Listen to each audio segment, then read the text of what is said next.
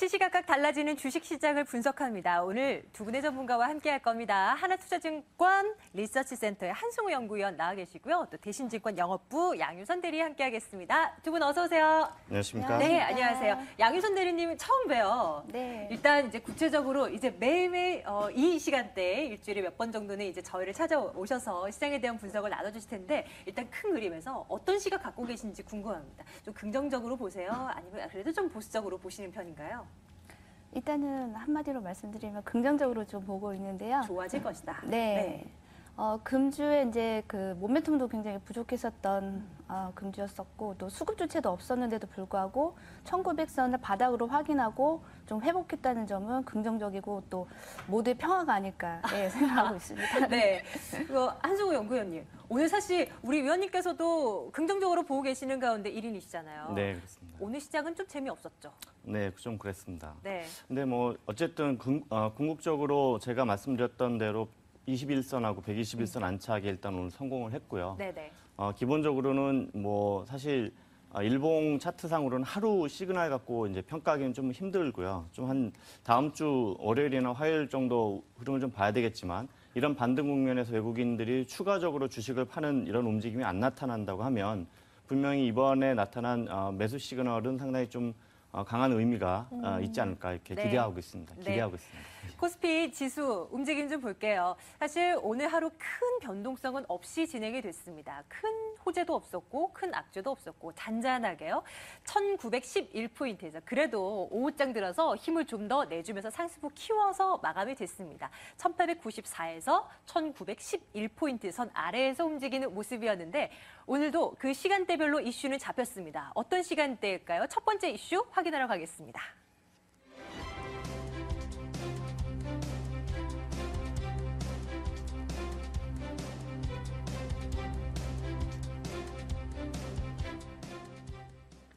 (10시 52분이었습니다) 코스피가 1900선을 터치하더니 점점 상승폭을 키워나가더라고요. 외국인과 기관의 동반 사자가 유입이 되긴 했는데 규모가 그렇게 크지는 않은 상황에서 또 지수를 끌어주는 모습입니다. 이걸 긍정적으로 해석해야 되는 것인지 궁금합니다. 연구위원님께서는 그래도 괜찮다라고 이제 평가를 해주셨는데 조금 더 구체적인 설명 좀 들어볼게요. 네, 기술적인 분석이 항상 맞았던 건 아니지만 그래도 시장에서는 나름대로 타이밍이라든지 전반적인 수급 상황을 파악하는 데 상당히 요긴한 자료임엔 틀림이 없습니다. 어쨌든 기본적으로 1900선 안착이 일단 필요한 상황이라고 판단을 내리고 있고요. 더 나아가서 상승 모멘텀으로 확실하게 시장이 돌아섰다고 볼 수 있는 거는 그 위에 있는 61선을 상향 돌파했을 때 그렇게 판단해 보는 것도 나쁘지 않을 것 같습니다. 만약에 그 단시일 내에 61선이 회복이 된다고 하면 1900선은 어느 정도 버텀라인으로서 당분간 상당히 큰 지지세로 우리에게 이제 말하자면 그 기대를 언덕으로서 이제 작용을 할 것 같고요. 다만 이제 그 돌파 시간이 좀 지연이 되면은 61선 돌파가 지연이 되게 되면 그만큼 네. 시장의 그 수급 에너지가 약한 상황이니까 아무래도 좀 박스권 패턴으로 진행될 가능성도 무시할 수 없습니다. 네. 지금으로서. 마냥 좋게 보는 것만이 아니라 만약에 가능성도 시간이 지체되면 지체될수록 힘은 좀 떨어질 것이다라는 분석. 양유선 대리님의 시각도 들어볼게요. 사실 전체 시장 분위기가 조금씩 좋아지고 있긴 한데 가만히 들여다보고 있으면 지수가 좋아지고 있구나. 이것보다는 삼성전자가 좋아지고 있구나. 이런 생각이 듭니다. 어제 이어서 오늘도 삼성전자는 사상 최고가를 경신하는 모습입니다. 144만 원 선 위로 장중에 올라서는데 마감은 어떻게 됐을까요? 한 번 더 확인해 볼게요. 삼성전자 오늘 또 상승세를 이어갔는데 자 보겠습니다. 마감 가격이요. 1.4% 또 올라서면서 오늘 144만 원대까지 장중에는 오르기도 했고요. 마감 가격은 143만 7천 원에 마감이 되는 모습입니다. 대리님, 네. 어떻게 보세요? 삼성전자 요즘 흐름이요. 삼성전자 130만 원을 안착을 하고 나서 신고가 흐름을 계속 경신하고 있는데요. 이에 대한 모멘텀이 한 3가지 정도로 압축해 볼 수가 있겠습니다. 네네. 스마트폰 쪽으로 해서 4분기 때 실적이 그 판매량 순으로 해서는 이제 글로벌 연속 4분기로 해서 1위를 보여줄 것으로 예상이 되고 있고요. 이뿐만 아니고 태블릿 PC 쪽으로 해서 시장 점유율도 2분기에서 3분기로 넘어가는 그런 과정 속에서 2배 이상 급증할 것으로 예상이 되는데, 이와 반면에 애플은 10% 정도 감소할 것으로 예상하는 것은 굉장히 비교가 되는 부분이고요. 또 이쪽뿐만이 아니고 내년에 가서는 또 시스템 반도체 부분으로 해서 또 이제 선전을 할 것으로 기대가 되고 있습니다.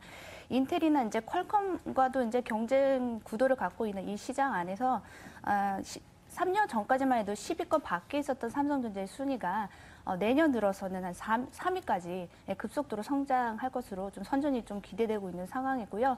그리고 디램 반도체나 이쪽 부분에서도 일본 그 업체인 그 엘피다도 지금 투자 금액이 부족한 것으로 해서 지금 미세 공정이 지금 개발이 지연이 되고 있는 부분, 그리고 이런 것을 포함해서 일본 IT 기업이 고전하는 부분들은 삼성전자에게 계속 긍정적인 역할을 좀 해줄 것으로 예상이 되고 있습니다. 만약에 두 분 모두께 여쭤볼게요. 지금 돈이 한 500만 원 정도 있다. 그러면 몇 주는 안 되겠지만 삼성전자 지금 가격대에서 이 140만 원이 넘어선 상황에서 사시겠어요? 아니면 다른 종목 사시겠어요? 연구위원님. 저는 당연히 삽니다. 지금도요? 네네. 어제도 말씀드렸지만 한 번 더 말씀해 주세요. 네, 일단 기본적으로 오늘 이제 좀 참고할 만한 자료가 나왔어요. UBS에서 보고서가 나왔는데, 우리가 예상하는 거하고는 다르게 내년도 스마트폰 판매량이 네. 올해보다 2배로 늘어날 것이다. 이렇게 전망을 진짜요? 했습니다. 네. 이미 사람들은 많이 스마트폰을 교체한 상황이고, 그런데 어떻게 그렇게 2배 이상?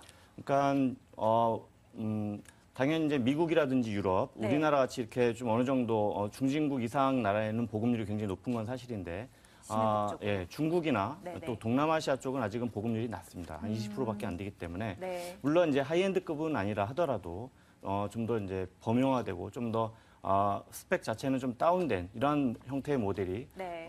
더 많이 판매가 되는 이런 구도가 될 것 같습니다. 네. 양 대리님은 어떠세요? 만약에 돈이 좀 있다 하면 사시겠어요? 저 같은 경우는 삼성전자를 네. 이제 지표로 삼아서 그에 관련돼 있는 이제 납품업체나 이런 수익이 좀 더 나올 수 있기 때문에 그런 것들도 좀 더 발견하려고 노력을 할 것 같습니다. 부품주들 예. 말이죠. 혹시 좀 관심 있게 지켜보시는 그런 뭐 삼성전자 관련한 부품주들 있으세요? 앞으로 조금 더 갈 수 있다고 생각하는 그 섹터에서 케이스 업체랑 이제 터치 요즘 스크린, 잘 나가잖아요. 예. 그쪽 부분은 이제 내년도 네. 함께 갈 수 있다고 생각하고 있고요. 예. 이제 삼성전자가 앞으로 나올 부분들이 이제 PC, 그러니까 넷북이나 이런 태블릿 PC가 이제 터치 쪽으로 가는 부분 함께하기 때문에 터치 스크린 쪽에 관련한 업체들 계속 봐야 될 것 같습니다. 네, 예. 알겠습니다. IT에 대한 부분은 어제도 점검을 해드렸고 오늘도 또 사상 최고가 경신하는 바람에 또 한 번 체크해드렸어요. 자, 이번에는 두 번째 시간대로 가겠습니다. 이번엔 어떤 종목일까요? 확인하시죠.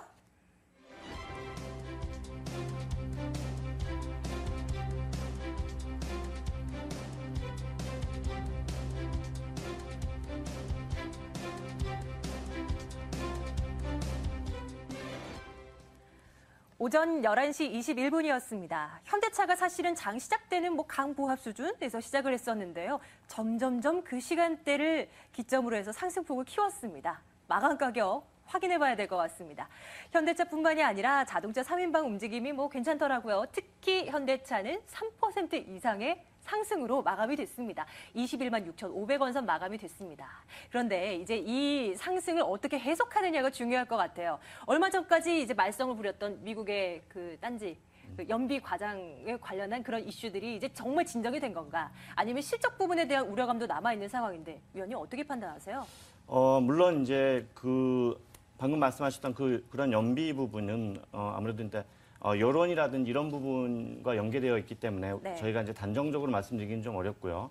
다만 현재 그 쟁점 자체가 현대차가 돈을 안 주겠다는 게 아니고 연비 손실 부분을 보상을 하되 매년 쿠폰으로 주겠다는 것을 소송을 건 사람들은 그게 필요 없고 앞으로 자동차의 내용 연수 기간만큼 미리 당겨서 달라 네네. 이겁니다. 그런 부분이기 때문에 또 설사 맥시멈으로 손실이 난다 하더라도 현대자동차의 전반적인 퍼밸류의 상에는 크게 이제 부담되는 부분은 아니겠고요. 그런 것도 있겠지만 최근 들어서 이제 그 현대자동차의 위상에 대해서 좀 더 재평가하고자 하는 이런 흐름이 좀 있습니다. 이를테면 북미 시장에서의 MS가 점점 증가한다든지 또 중국도 사실 이번에 상당히 좋은 성과가 있었습니다. 뒤늦게 좀 발표가 됐습니다만 10월 달 중국 내 자동차 판매 동향에서 네네. 작년에 일본 메이커가 MS가 20% 정도였었는데 어. 이번에 10%도 못했어요. 아, 그래요? 예, 그 대부분을 물론 이제 현대자동차가 다 받은 것은 아니지만 그래도 상당히 현대자동차의 약진이 좀 돋보이는 이런 실적이 나왔고요.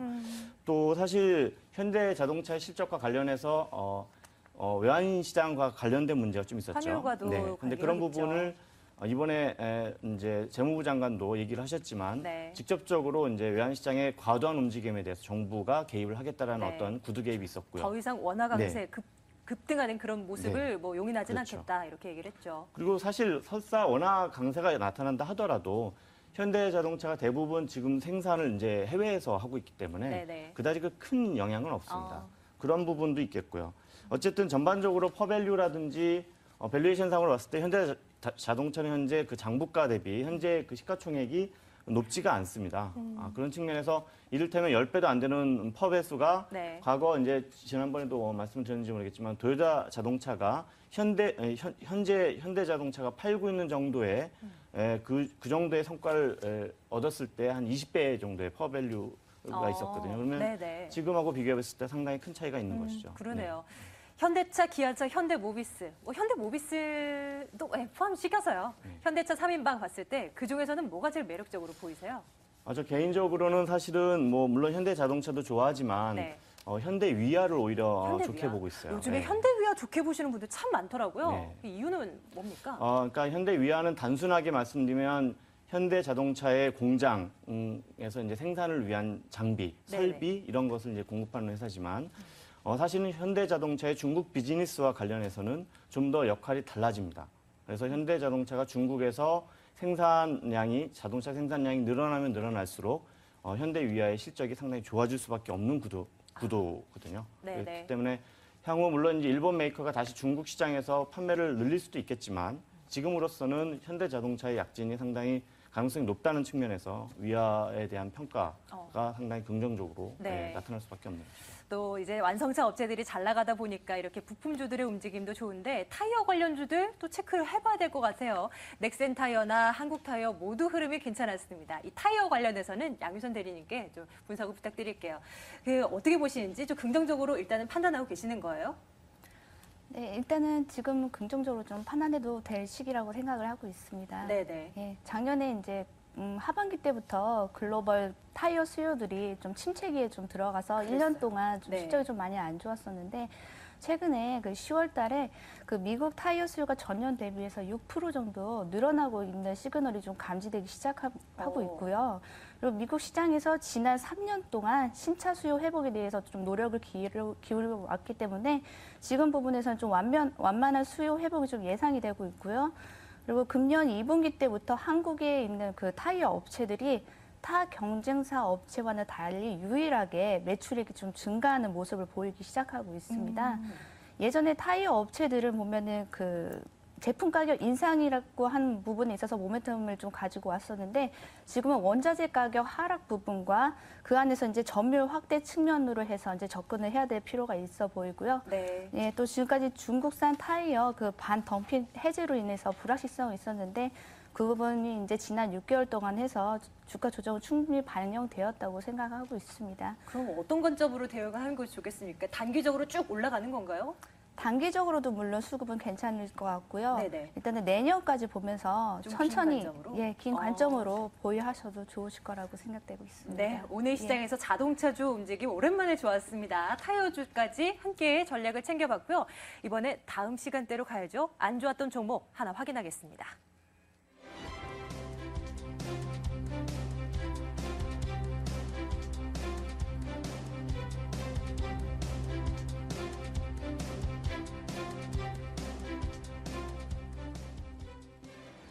예. 11시 47분이었습니다. 호텔 신라가 뚝 떨어졌습니다. 4% 이상의 급락으로 마감이 되는 그런 견조한 시장 속에서도 시장 대비 좀 소외되는 그런 모습을 나타냈던 호텔 신라입니다. 오늘 4.4% 이상 밀려나면서 46,000원대까지 떨어지는 흐름이었는데 오늘 관련 뉴스 살펴보셨죠? 이제 호텔 신라 서울 쪽에 있는 이제 호텔 신라가 객실.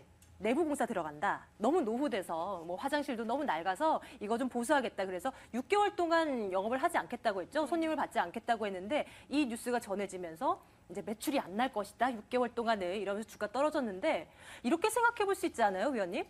6개월 지나고 나면 삐까뻔쩍하게 호텔 신라가 이렇게 떡하니 나올 텐데 그런 관광객들도 더 많이 올 거고 지금 혹시 기회는 아닐까요? 글쎄요, 일단은 뭐 여러 가지 좀 복합적인 요인이 있습니다. 물론 객실 수리와 관련된 이슈도 있긴 있지만 사실 그 부분은 한 달 전에 이미 시장에 알려진 내용이거든요. 네. 그래서 어느 정도 각 하우스별로 이제 그것과 관련된 밸류에이션 이미 마친 상황인데 오늘 이제 부각됐던 거는 뭐 주가가 빠지니까 또 그것을 해석하는 이런 약간 후행적인 움직임이었다라고 일단 보고 예. 있고요. 사실은 그거 외에도 이를테면 호텔 신라가 이제 최근 들어서 굉장히 주가가 강하게 이제 올라왔었는데 주도적으로 매수했던 세력 중에 하나가 이제 골드만삭스 창구가 많았었습니다. 근데 잘 아시다시피 골드만삭스 자산운용이 이번에 우리나라 시장에서 빠져나갔잖아요. 철수를 하죠. 네. 그래서 최근 들어서 골드만삭스가 제일 많이 샀기 때문에 그 물량이 그대로 나올 것이다. 이러한 또 우려가 있고요.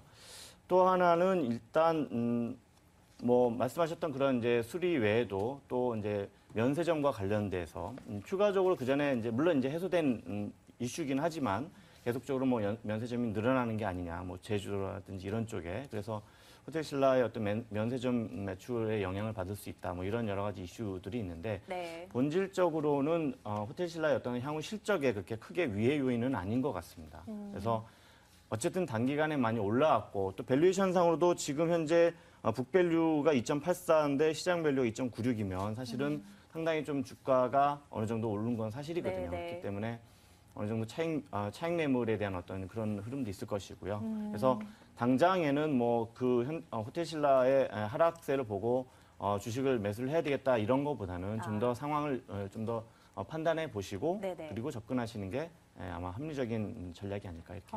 오늘 나온 뉴스, 그 겉모습의 뉴스만 살펴보면 뭐 기회가 될 수 있겠네 싶지만 골드만삭스 그 물량은 좀 우려되는데요. 추가적인 그렇죠. 하락이 나올 수 있을 것 같아요. 그 골드만삭스뿐만이 아니라 사실은 네. 이제 벵가드 ETF 바스켓 교체와 관련된 부분도 사실은 이제 진행이 되고 있죠. 되고 있는 상황에서 이제 뭐 6개월에 걸쳐서 이게 정리가 되는 부분이기 때문에 한 번에 나오지는 않겠지만 예. 어쨌든 그것이 시장의 어떤 캡 하나의 어떤 천장으로서 계속적으로 적용을 할 우려가 있다는 것이죠. 그럼 반대로 보유하고 계신 분들에게는 어떤 말씀 해주고 싶으세요? 일단 뭐 그 보유 목적에 따라서 좀 다르겠죠. 기본적으로 주식을 매수하시고 나서 그 회사의 장기적인 성장성 또 안정성 이런 것을 만약 직시하셨다면 지금 매도할 시기는 아니라고 보여집니다. 다만 네네. 이제 트레이딩 관점에서 시세 차익을 노리고 매수를 하신 고객의 경우는 아무래도 좀 철저하게 나름대로 원칙을 지켜야 되겠죠. 로스컷이라든지 이런 네, 부분을. 네. 예. 자, 호텔 신라 얘기가 나왔으니까 뭐 여행 관련해서 카지노나 면세점 관련 업체들 있잖아요. 그런 업체들도 한번 점검해봤으면 좋겠어요. 양유선 대리님. 네. 카지노 관련주들 하면은 정말 또 한 몇 달 동안 잘 나갔었잖아요. 네. 지금은 어떻게 평가하고 계세요? 지금도 여전히 모멘텀은 살아 있다고 생각하고 있습니다. 네. 예, 그리고 그 한국의 카지노 그 사업은 마카오 시장에 비해서 경쟁 구도가 굉장히 낮은 편이고요. 방문가도 증가 추세에 있습니다. 마카오는 그 주변에 그 방문객이 좀 열악한 편이라서 그 부분에 있어서는 한국의 카지노 사업 부분들이 좀 빅사이클에 진입한 것은 아닌가라는 그런 호재도 작용할 수 있겠고요.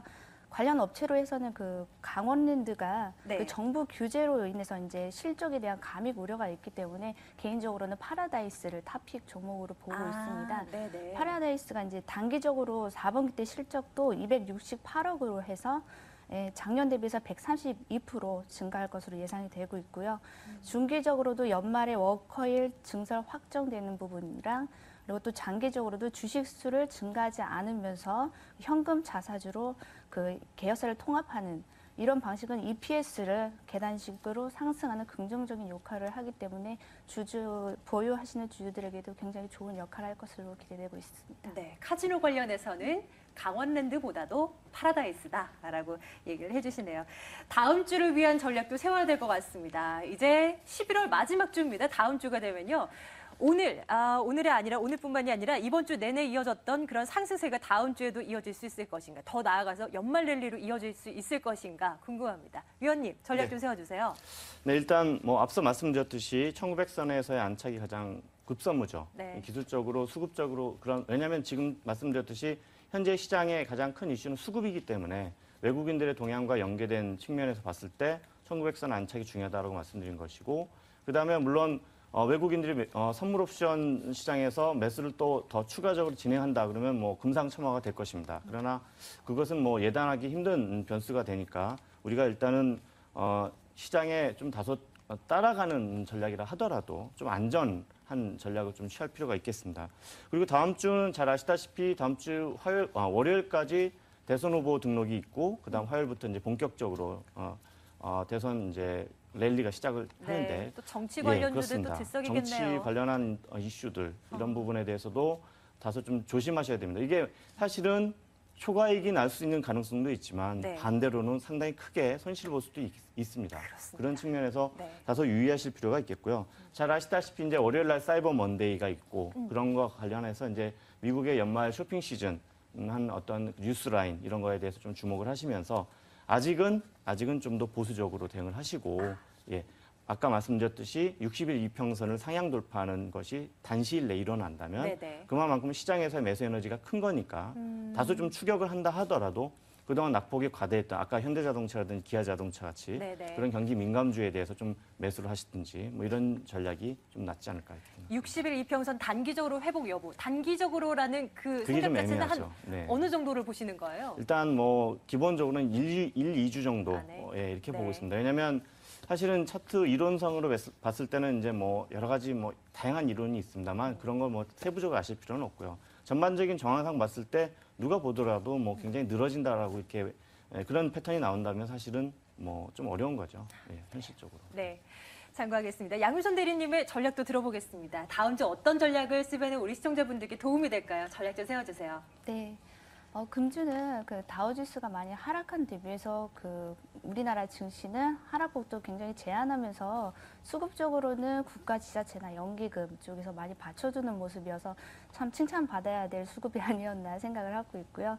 또 이번 주에서 다음 주로 넘어가는 길목에 이제 쇼핑 시즌이 있기 때문에 이런 부분들이 개봉 박두를 하면은 이제 또 긍정적인 역할을 할 수 있는 그 가교 역할도 할 수 있으니까 다음 주는 좀 긍정적인 좀 시각으로 해서 연말까지 쇼핑 시즌 한번 노려볼 만하지 않을까 생각되고요. 네. 그와 관련해서 이제 단순하게 이제 낙폭과대 주만 이제 쫓기보다는 실적과 이제 수급이 같이 개선되는 종목을 해서 선택과 집중하시는 전략이 필요하겠습니다. 역시나 IT에 대한 시각은 또 긍정적이십니다.